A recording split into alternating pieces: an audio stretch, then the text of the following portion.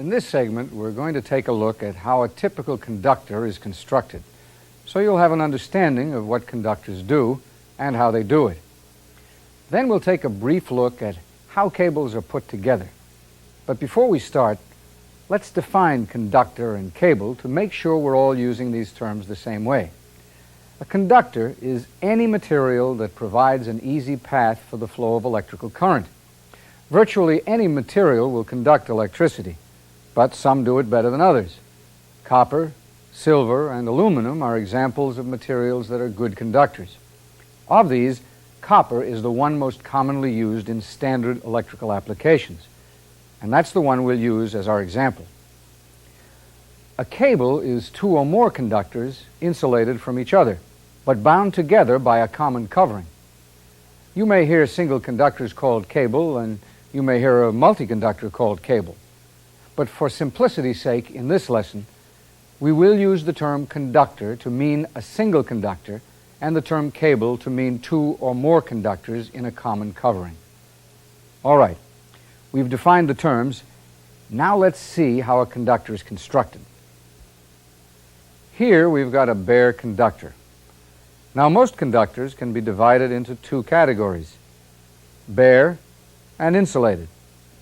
A bare conductor has no insulation around it. It's just a length of metal wire. Conductors in general can be broken down into solid conductors and stranded conductors. A solid conductor is made of a single strand of wire. A stranded conductor is made up of several strands of wire wound together to form a single conductor. Stranded conductors tend to be a lot more flexible. That is, they're a lot easier to manipulate or bend. Although bare conductors have a place in the scheme of things, insulated conductors are used much more often in everyday work. Why?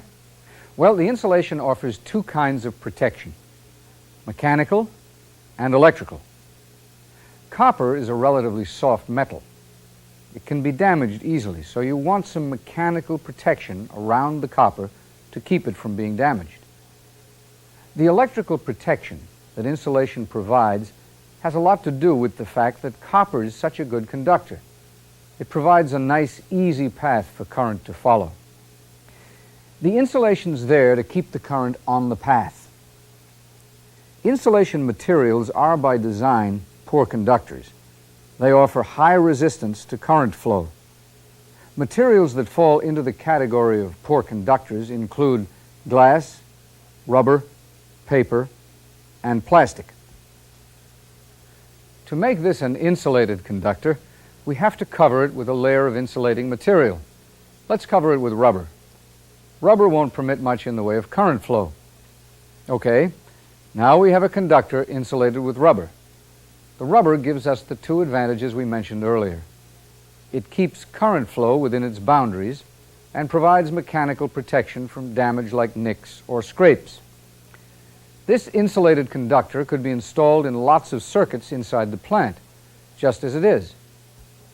But in other applications, out of doors for instance, additional protection might be necessary.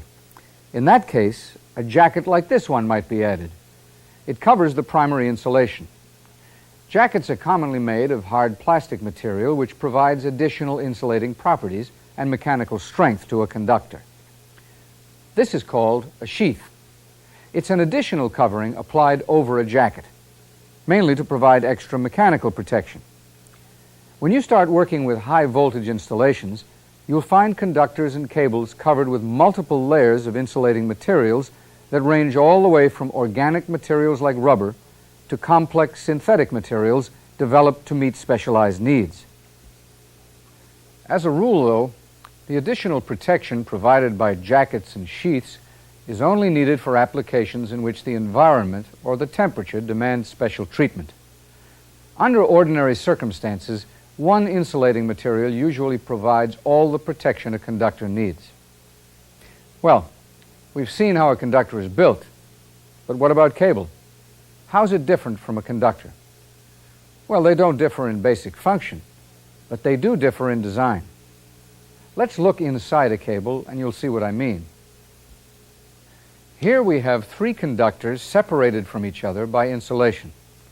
So a cable is two or more insulated conductors surrounded by a common covering. The type of insulation around the conductors and around the cable itself is chosen according to the purpose for which the cable is designed. Every manufacturer designs conductors and cables suitable for a range of applications.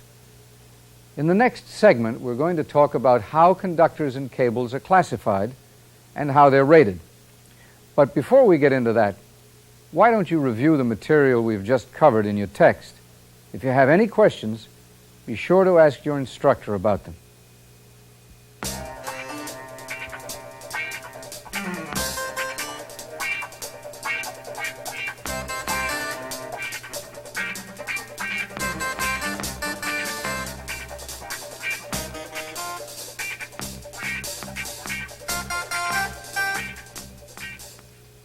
You've seen how cables and conductors are constructed, and you have a general idea of the function of each part of a conductor and a cable. The next thing we're going to talk about is how cables and conductors are classified and rated. Their classifications and ratings are closely linked to the size and type of material used in their construction, as you'll see. We'll use a single insulated conductor as our example in this segment, but the facts will pertain to all types of conductors and cables. Cables and conductors are classified according to two things. They're the size of the metal wire in the conductor and the type of insulation surrounding the metal wire. Cables and conductors are rated for two things as well. They're rated for the current carrying capacity of the metal in the conductor and the value of the voltage that the insulation surrounding the metal wire can withstand. Let's go into the subject of classification in a little more detail, and then we'll cover ratings. We've said classification is based on wire size and type of insulation. So we'll start with wire size. Now there are two different systems used to express the size of a metal wire. One standard system used in industry is the American Wire Gauge, or AWG system.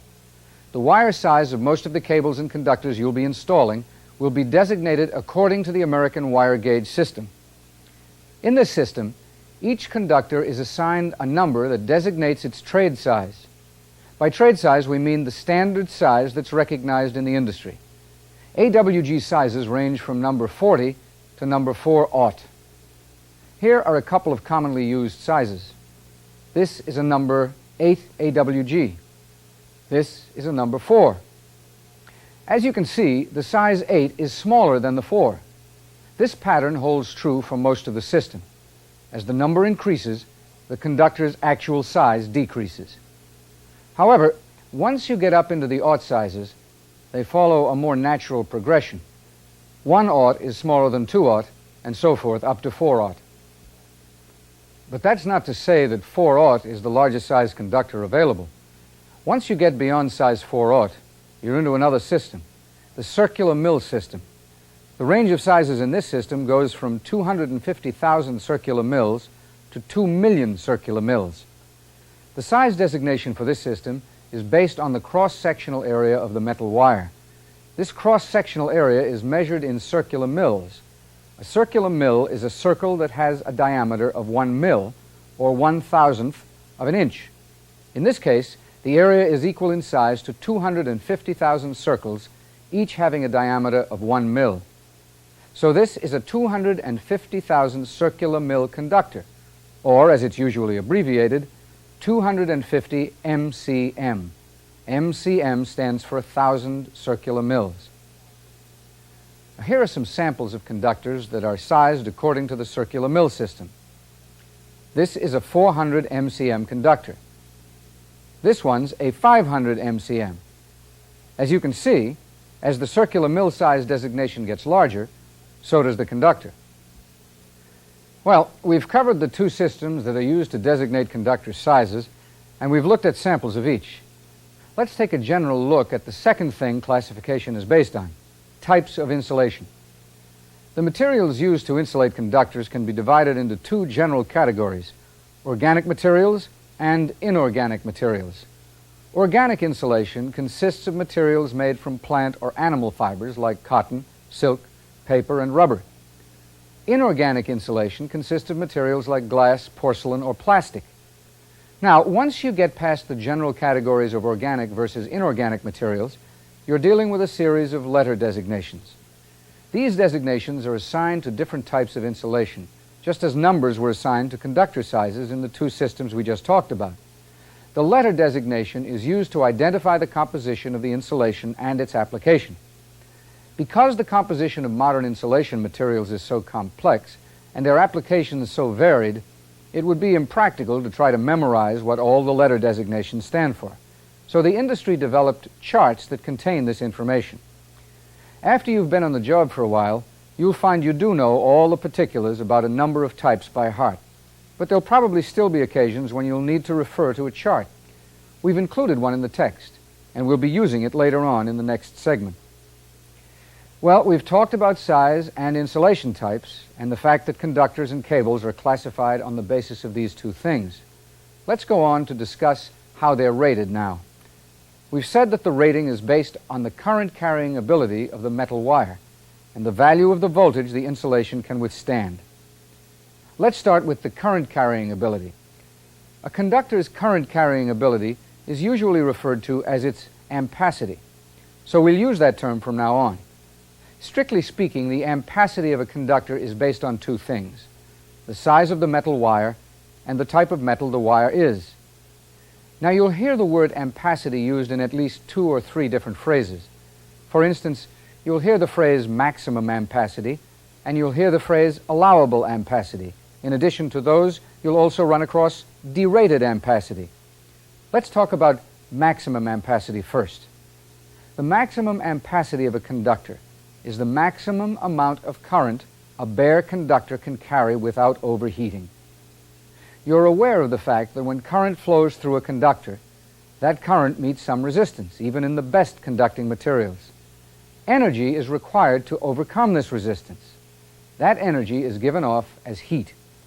When the maximum ampacity of the conductor is exceeded, the bare conductor may overheat or melt.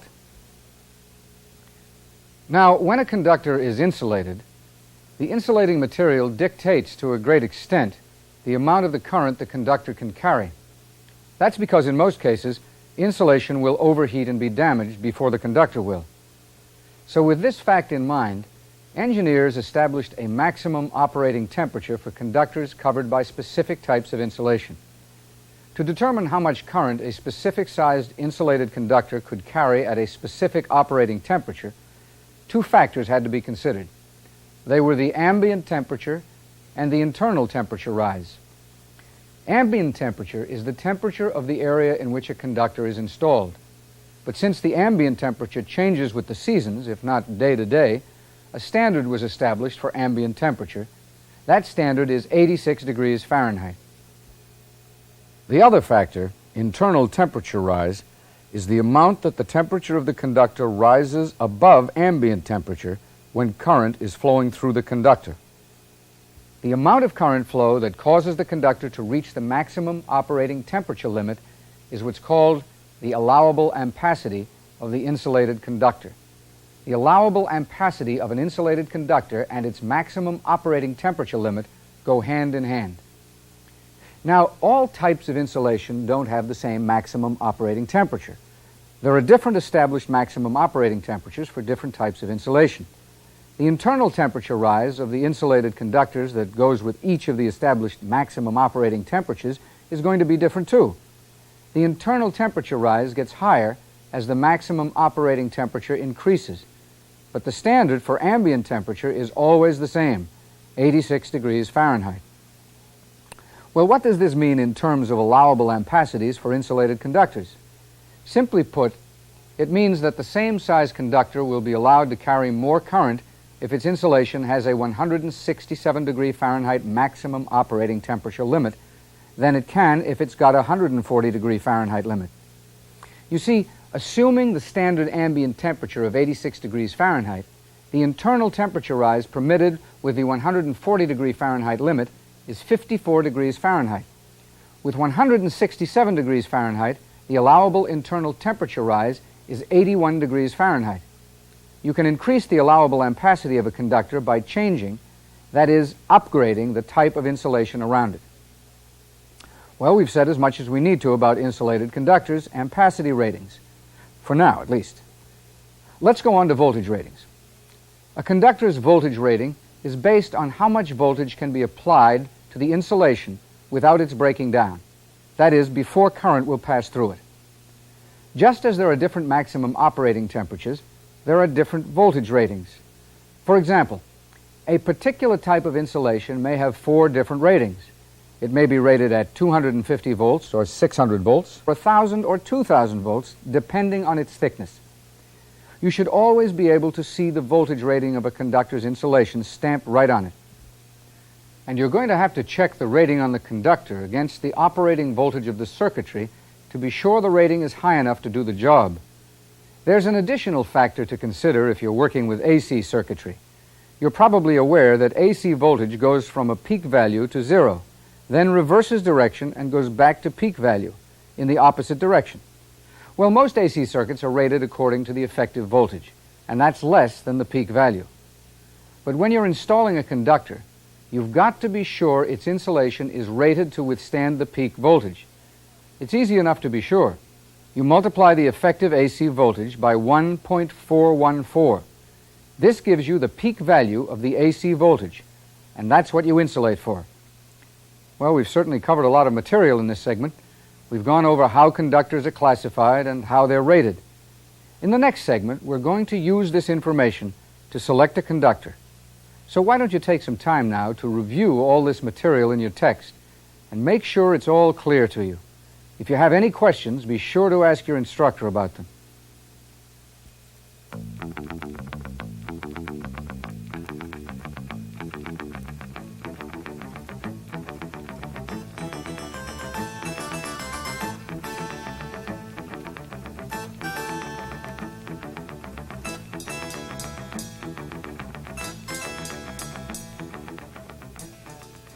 Well, we've talked about how cables and conductors are constructed and how they're classified and rated. In this segment, we're going to show you how to put all of that information together so you'll be able to select a conductor for a specific job. When you're selecting a conductor for a job, you're going to need to refer to some charts to give you the information you need. So the first thing we'll do is take a look at these charts to see how they're set up, and then we'll use them. We'll be looking at simplified versions of the charts. Complete charts are provided in your text. There are 3 charts in all. The first one shows allowable ampacities. The second shows insulation types and applications. And the third shows derating correction factors that are used to derate a conductor. Okay, let's begin with the allowable ampacities chart. The first column at the extreme left gives the sizes of conductors. They're listed according to AWG and circular mill sizes. To the right of this column are the ampacities columns. In the last segment, we said that the allowable ampacity of a conductor differs depending on the type and thickness of the insulation around it. At the top of each ampacity column, you can see that there is a specific temperature listed in both degrees Fahrenheit and centigrade. This is the maximum operating temperature for the insulation types listed under this heading. For example, in the first column, under the heading of 140 degrees Fahrenheit, there are 4 types of insulation listed. Types RUW, T, TW, and UF. These insulation types can only be used safely when the maximum operating temperature is 140 degrees Fahrenheit or less. The column to the right of this one gives the insulation types that are designed to operate at a maximum operating temperature of 167 degrees Fahrenheit, and the allowable ampacities given for each conductor insulated with one of these types. The next 2 columns to the right contain the same information, but for 2 other groups of insulation types. Now, all four of these columns we've just looked at apply to copper conductors. The remaining four columns, which make up the other half of the chart, apply to aluminum or copper-clad aluminum conductors. Up above these columns, there's a general statement on the voltage ratings for these conductors. The chart rates each insulation type at 0 to 2000 volts. But, as we said in the last segment, you have to check the markings on the specific conductor you're planning to use in order to find out what its insulation is rated for. The general statement here at the top of the chart simply means that the types of insulation listed here can only be used on circuits 2000 volts or below.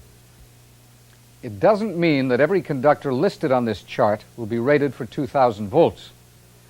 Well, we've seen how the allowable ampacities chart is set up. Let's go on to look at the conductor application and insulation chart. You'll be using this chart to find out whether or not a type of insulation can be used in a specific environment. Let's say you'll be working in a damp location. Well, you'd need to check this chart to see which of the insulation types listed in the allowable ampacities chart could be used in a wet location. The information provided here includes the trade name, letter type, maximum operating temperature, application provisions, and the materials the insulation is made of. Let's focus on one type and see what it says. The trade name for this type is moisture-resistant thermoplastic. Its letter designation is TW. It can operate at 140 degrees Fahrenheit maximum, and it can be used in wet or dry locations. It also tells us it's made of a flame-retardant, moisture-resistant thermoplastic. That's a pretty good summary of its insulation properties. You'd have all the information you needed here to make a decision regarding which type to choose. Many of the commonly used types of insulation are included on this chart. Okay, we'll get to the derating chart a little later on. At this point, let's concentrate on using the two charts we've just reviewed to select a conductor for a specific job. We'll say that we're required to connect a circuit that draws 40 amps of current at 480 volts AC. The location is damp, and the actual ambient temperature is approximately 85 degrees Fahrenheit. Oh, and let's specify that we'll use a copper conductor. That's the information we'll base our selection on. Now let's look at the allowable ampacities chart and see what type and size conductor we'll need to do the job. We'll start with ampacity.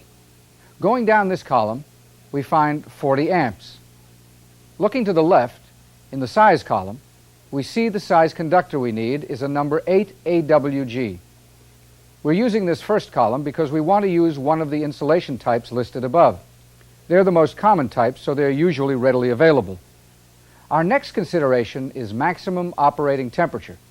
But since the actual ambient at the work site is 85 degrees Fahrenheit, and we're not exceeding the conductor's allowable ampacity, we know we won't exceed the maximum operating temperature for this conductor. The next thing we need to consider is voltage. Remember, we have to insulate for peak voltages in AC circuits. To determine peak voltage for this circuit, we will multiply 480 volts times 1.414. This equals 679 volts. That means we have to insulate for a minimum of 679 volts. In this case, we will have to use a conductor insulated for 1000 volts. So we check our conductor's markings to be sure it was rated at 1000 volts. The last thing we need to consider is the environment. We said the location was damp. That means the insulation must be able to function in a wet location. Well, we saw earlier that TW can function in wet or dry locations. So we're ready to make a selection. A size 8 AWG type TW conductor rated at 1000 volts would do the job. Well, we've just used the allowable ampacities chart to select a conductor. But you must admit the conditions were ideal. Yet in your day-to-day work, you may have to install conductors in locations that are less than ideal. For example, you might have to install conductors in an area that's extremely hot. That's not all that uncommon in an industrial situation. So let's see what steps you'd have to take if the actual ambient temperature around the conductor at the installation site exceeds 86 degrees Fahrenheit. We'll stick with the situation we set up before, a circuit drawing 40 amps at 480 volts AC in a damp location. But this time, the actual ambient temperature surrounding the conductor will be 100 degrees Fahrenheit instead of 85 degrees Fahrenheit. We established that a size 8 AWG type TW conductor could carry 40 amps at a maximum operating temperature of 140 degrees Fahrenheit. And we noted that the internal temperature rise of that conductor with the maximum allowable current flowing through it would be 54 degrees Fahrenheit. Now, let's see what happens when we put that same conductor in at a location with an actual ambient temperature of 100 degrees Fahrenheit. Let's find out what its maximum operating temperature would be. We add the 54 degrees Fahrenheit internal temperature rise to the actual ambient of 100 degrees Fahrenheit, and we get 154 degrees Fahrenheit. Well, that exceeds the limit for this conductor. It can't carry 40 amps safely at 154 degrees Fahrenheit. What we need to do here is to derate the conductor. In other words, we have to determine how many amps it can safely carry at an ambient temperature of 100 degrees Fahrenheit. When you derate its ampacity, you're actually reducing its current carrying ability to match the needs of the environment. Here's a derating chart. It lists correction factors for ambient temperatures that exceed the established standard of 86 degrees Fahrenheit. The chart is set up this way. In the column on the far left, there's a list of temperatures given in degrees centigrade and Fahrenheit. Across the top, from left to right, are the maximum operating temperatures for the conductors. To use this chart, you look down the far left column until you've located the temperature that is equal to or exceeds the actual ambient temperature you're working with. Then, moving across from left to right, you locate the derating correction factor that's listed under the maximum operating temperature for your conductor. In this case, we're looking for the number nearest to our actual ambient temperature of 100 degrees Fahrenheit. Okay, now we'll move across the column till we get to 140 degrees Fahrenheit. That's the maximum operating temperature established for our conductor. Looking down, we see the derating correction factor is 0.82. To use this factor, we multiply it times the ampacity of the conductor. 0.82 times 40 amps equals 32.8 amps. That's how much current a size 8 AWG type TW conductor can safely carry in an actual ambient temperature of 100 degrees Fahrenheit. But what would you do if the circuit had to carry 40 amps? Well, actually, you have two options. You can use a conductor of the same size but having a higher maximum allowable operating temperature, or you can use a larger conductor. Since for the same amount of current, a larger conductor will have a lower temperature rise. Let's start with option number one. Here on the allowable ampacities chart, we see that a size 8 AWG conductor with a maximum operating temperature of 167 degrees Fahrenheit can carry 50 amps. Now we still have to derate that ampacity to reflect the actual ambient of 100 degrees Fahrenheit, right? So let's find the derating correction factor that's appropriate for this temperature limit. We'll use the same figure of 104 degrees Fahrenheit for actual ambient, but we'll look under the 167 degree Fahrenheit column for our correction factor. Okay, it says the factor we need is 0.88. We multiply 0.88 times 50 amps, and we see that with the upgraded insulation, a size 8 AWG can carry 44 amps in an actual ambient temperature of 100 degrees Fahrenheit. So this conductor could be used because its insulation allows it to function at a higher temperature. Now let's go back to the allowable ampacities chart again and see how increasing the size of the conductor affects its ampacity. This time we'll look under the 140 degree Fahrenheit listing and we'll move up from a size 8 AWG conductor to a size 6 AWG. It can carry 55 amps at 140 degrees Fahrenheit. Now to derate this conductor, we go back to the original derating factor we used for the 140 degree Fahrenheit limit, which was 0.82. Okay, we multiply 55 amps times 0.82 and we find that a size 6 AWG type TW conductor can safely carry 45.1 amps in an actual ambient temperature of 100 degrees Fahrenheit. Your plant will probably have a preferred method of dealing with situations like this. It will also depend on what stock of conductors there is available for you to choose from. Well, we've covered a lot of information on how to select conductors. We've looked at some of the charts you'll be using most often, and we've dealt with some typical selection problems. Why don't you read over the material we've just talked about in your text? If you have any questions, be sure to clear them up with your instructor before we go on.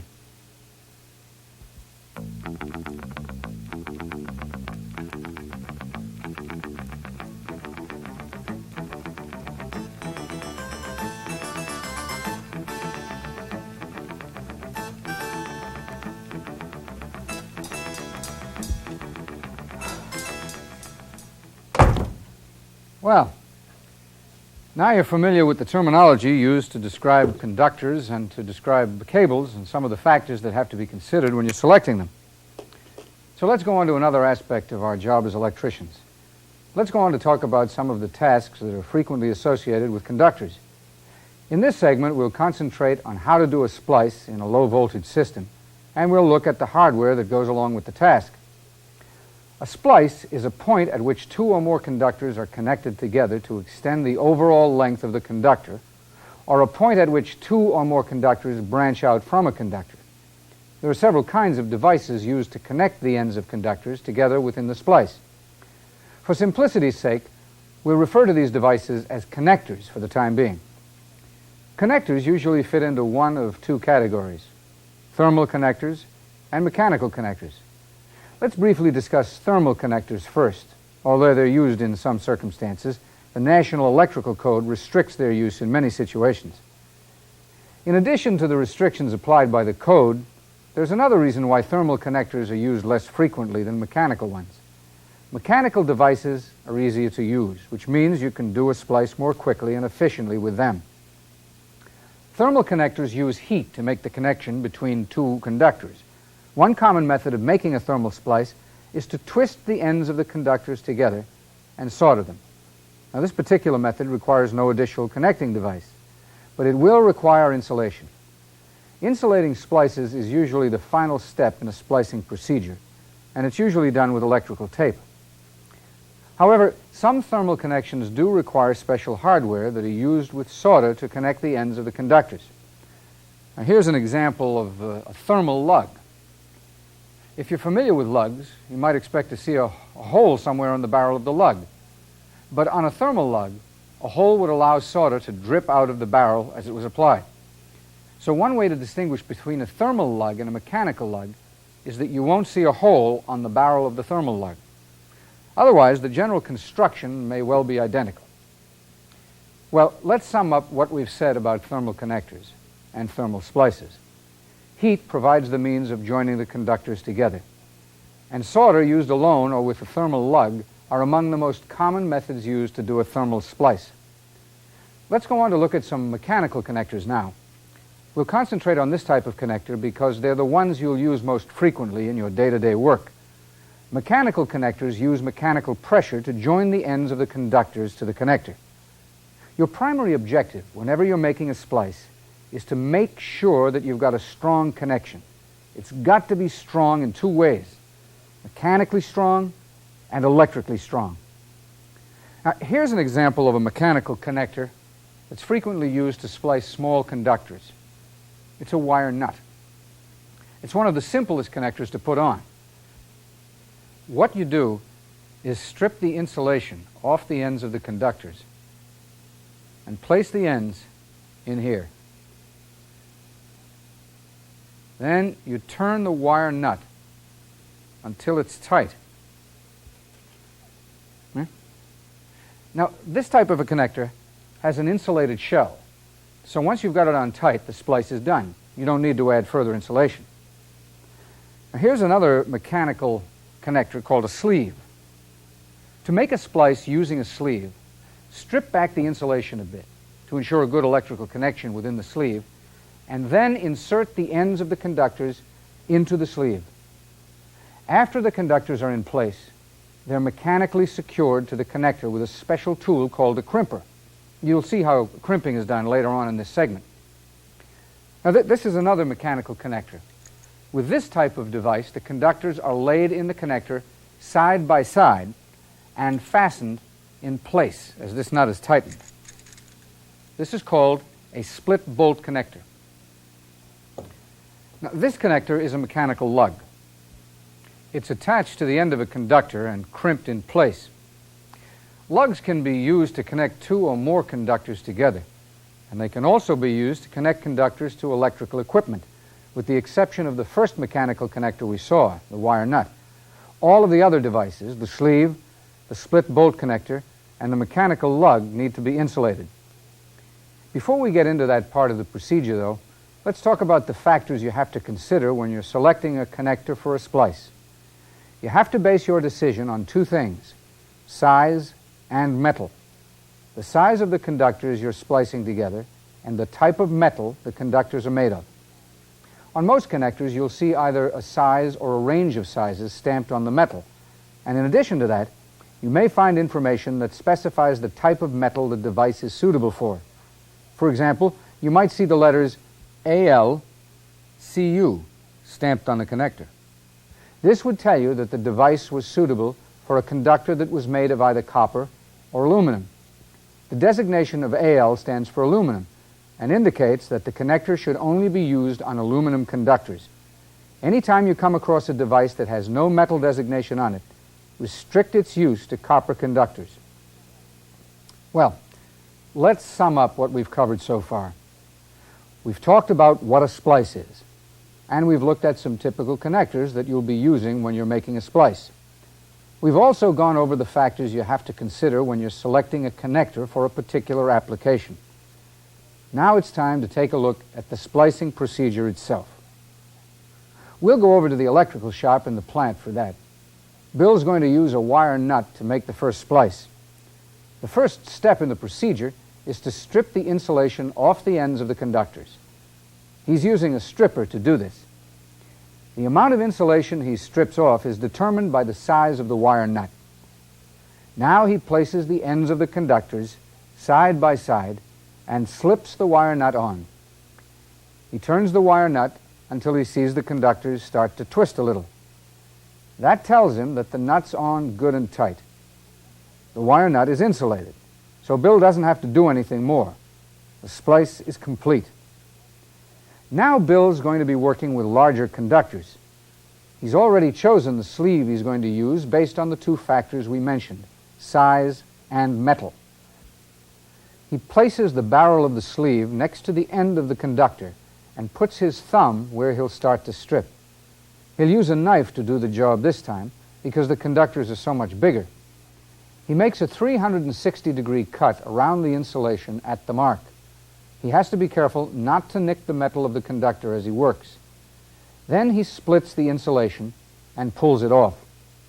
He'll do the same thing to the other conductor. To connect the sleeve to the ends of the conductors, he'll use a crimper. For conductors this size, he'll have to use a heavy-duty crimper in order to apply enough pressure to the sleeve to make a good, strong connection.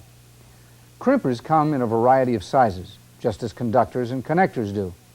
You'll select your crimper according to the size of the hardware you choose. For really big splices, you might need to use a hydraulic crimper, but the hand-operated one is okay for this job. It happens to be adjustable, and it covers a range of sizes. Bill inserts the end of the conductor into one end of the sleeve. Then he places the sleeve into the jaw of the crimper. He makes sure the end of the sleeve is centered so the crimp will be just where he wants it. Then he squeezes the handles of the crimper together until they reach the stop point. Now he fastens the other end of the sleeve to the other conductor the same way. To complete the splice, Bill has to insulate it. He'll use electrical tape for this. The electrical tape will replace the insulation that was stripped off the conductors. Here's an example of the kind of information you'll see stamped on a conductor. This is marked 12, type TW, oil and moisture resistant, 600 volt. Well, when you go to replace this insulation, you'll want to be sure that the tape you use has the same qualities that the original insulation does. Electrical tape is usually rated for voltage and environment. These ratings are not stamped on the tape itself. They're usually printed on the box provided by the manufacturer. The tape Bill is using is rated according to VPM, volts per mil thickness. The box says that the tape can withstand 69,000 volts per mil thickness. and that far exceeds the voltage rating on the conductor, so the tape meets the voltage requirement. The information on the box also lists the types of insulation the tape can be used with. Bill is working with type TW, and that's on the list, so he can be sure the tape is compatible with the original insulation. Okay, Bill's going to tape the splice now. His objective is to tape the splice well enough to duplicate or exceed the quality of the original insulation. The tape has to provide strong electrical protection and mechanical protection when he's done. Bill will put at least 3 layers of tape on the splice. This will ensure that he surpasses the mechanical strength of the original insulation. He'll start in the center of the splice and then go out to about an inch beyond the insulation that remains on the conductor. Then he'll work his way back across the splice and out to an inch beyond the original insulation on the other conductor. He keeps a light tension on the tape as he works. Each time he lays a strip of tape, he overlaps the previous strip by about half its width. The light tension and the half lapping ensure 2 things. There won't be any air spaces between the layers, and the insulation will be mechanically strong. Okay, Bill's done taping and the splice is complete. Here are some partially completed splices. I've left the tape off so you could see the connectors. Here's the split bolt connector, and here are some lugs. They'd each have to be taped up before they could be used, of course. Well, we've covered a lot of information on splices done in low voltage applications. We've defined the term splice, and we've looked at the hardware and other equipment used to make a splice. We've talked about the factors you have to consider when you're choosing a connector and tape to do a splice, and we've looked at how a splice is done. Why don't you take some time now to read over all of this information in your text. If you have any questions pertaining to the procedure or other information, be sure you ask your instructor about them before we go on.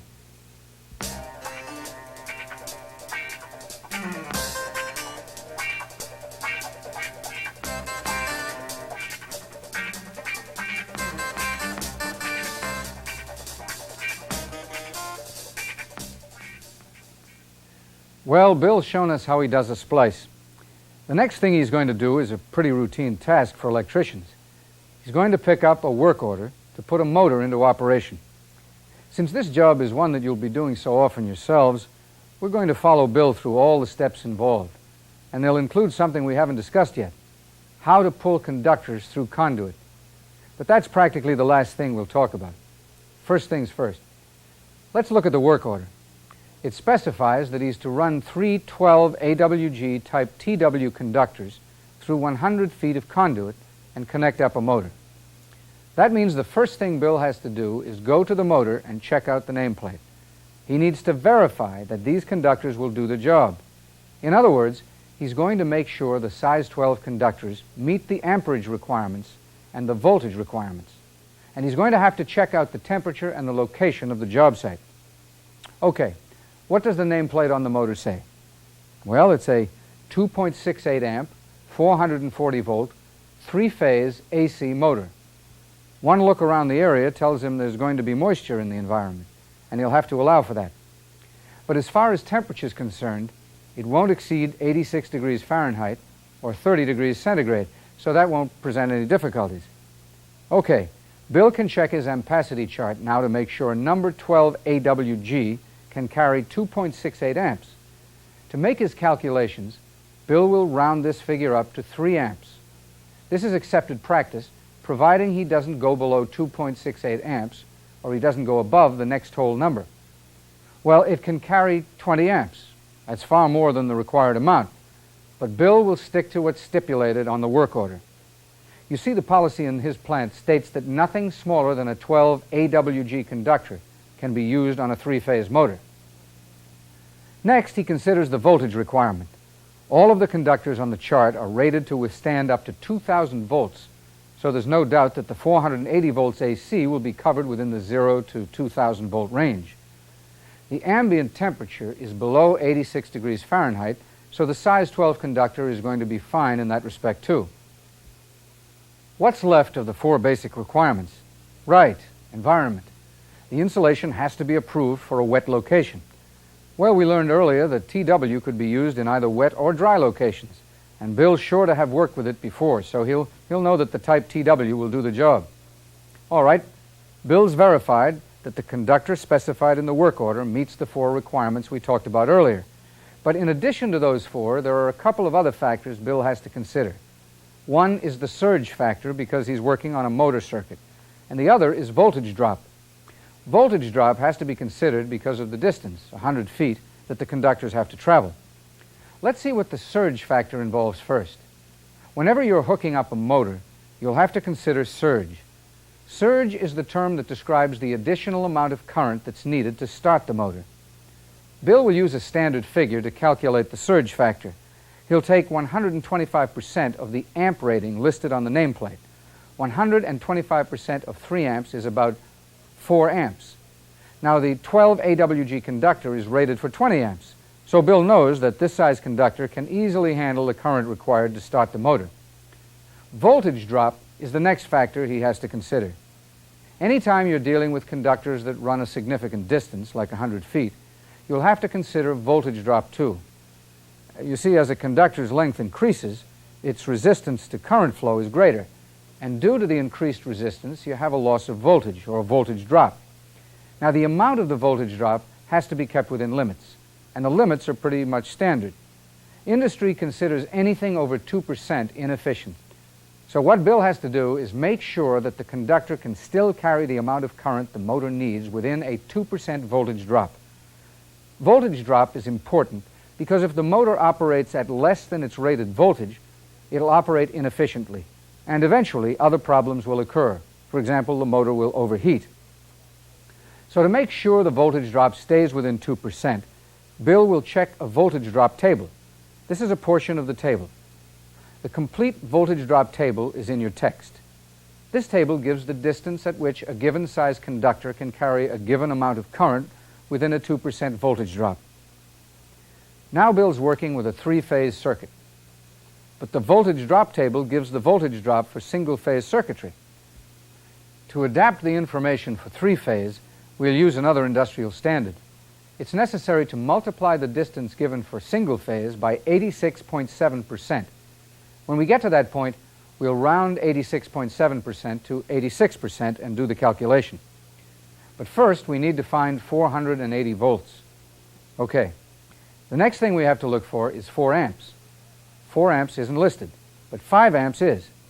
We can use 5 amps because it's a higher value than the 4 amps required by the motor. Also, 5 amps is the lowest value listed on this chart. It's generally acceptable when choosing a conductor to do a job to exceed the circuit requirement, but it's never acceptable to go below the circuit requirements. Okay, we'll move across the 5 amp column until we get to the distance in feet under the 12 AWG, the size of the conductor, 142 feet. So now we know that for single-phase circuitry, a size 12 AWG conductor can carry 5 amps a distance of 142 feet with a voltage drop of 2% or less. To adapt that information for 3-phase circuitry, we have to take 86.7% of that number.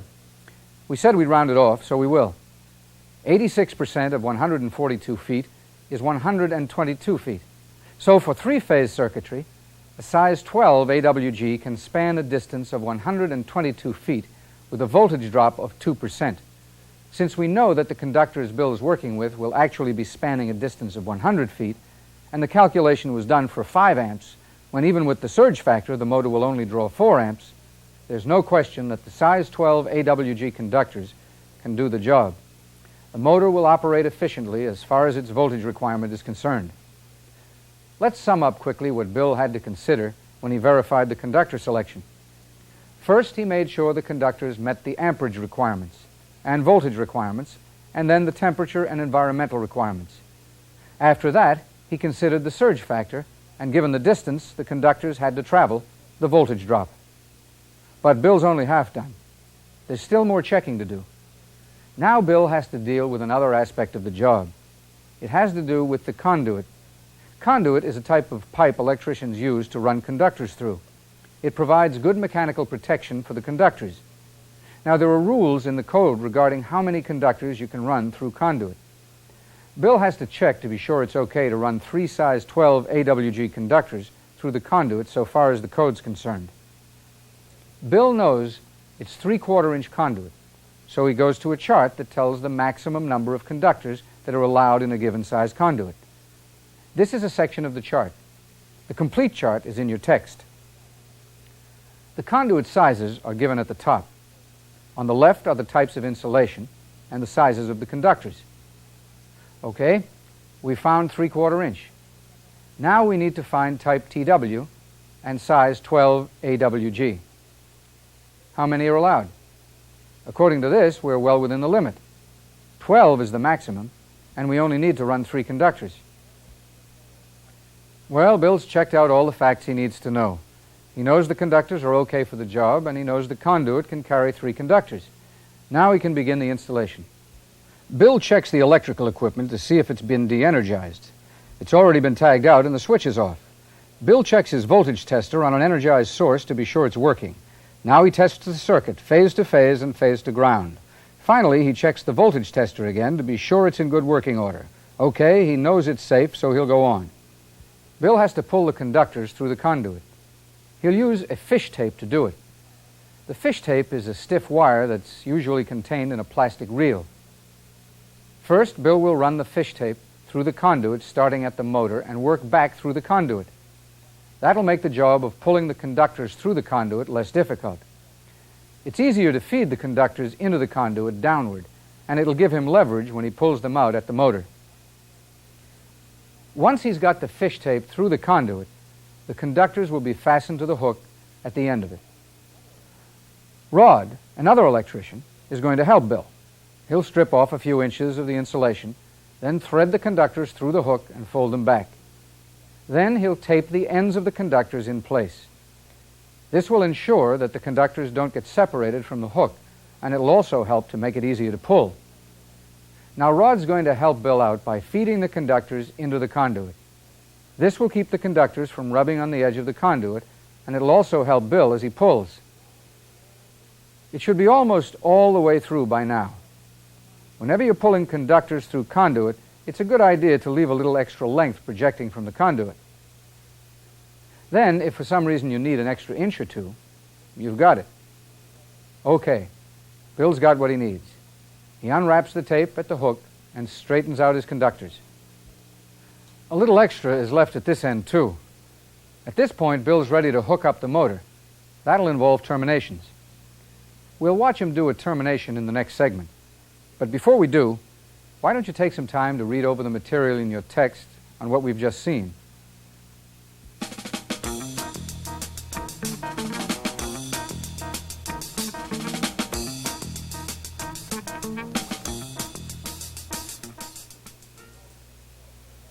Well, when we saw Bill last, he'd pulled the conductors through the conduit and had just finished disconnecting the fish tape.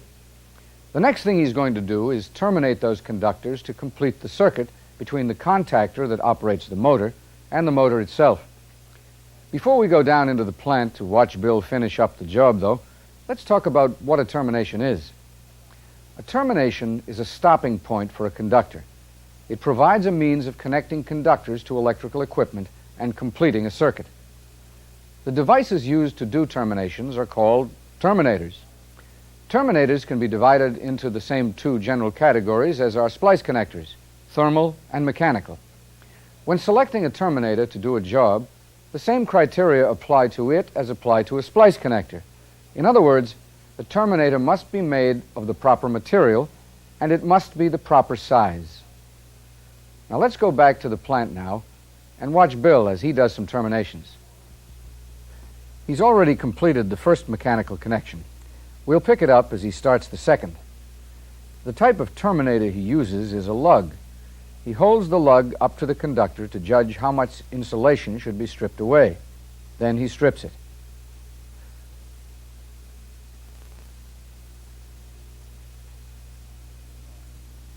He puts the lug on the end of the conductor and, using the crimping tool, crimps it, making sure the crimp is well centered on the lug. It's a good idea to give a test tug on the lug to make sure it's securely fastened to the conductor. Next, using the nut, bolt, and lock washers that are on the motor lead, he'll attach the lug to the lead and secure it with a spin tight and a screwdriver. Once that's tight, Bill will complete the last mechanical connection the same way he did the first two. After the hardware is in place, Bill has to rebuild the insulation. This insulation will have to meet the same voltage requirements that the original insulation met. So Bill used the same selection process that he used when he chose the tape to rebuild the insulation around the splice. He considered voltage, temperature, and environment. Bill will put a minimum of 3 layers around the connection to ensure that the insulation will be both mechanically and electrically strong. He applies extra layers of tape around the end of the mechanical connection. This is done for mechanical protection so the metal edges of the motor housing won't cut and damage the termination. Bill keeps light tension on the tape as he works. The light tension on the tape prevents air spaces between the layers of tape and provides a strong electrical connection. Once he's finished rebuilding the insulation around this connection, he'll go on to insulate the other 2 mechanical connections using the same procedure. Well, you've just seen a typical termination procedure on a piece of low-voltage equipment. To complete the job, Bill has to terminate the remaining ends of the conductors to the contactor at the other end of the conduit. Before he starts those terminations, however, Bill is going to double-check to make sure that the contactor has been de-energized. You can see that the equipment's been tagged out. The switch is in the off position, and the fuses have been pulled. Using the same procedure as before, Bill will check the contactor with his voltage tester, phase to phase and phase to ground, to make sure it's de-energized.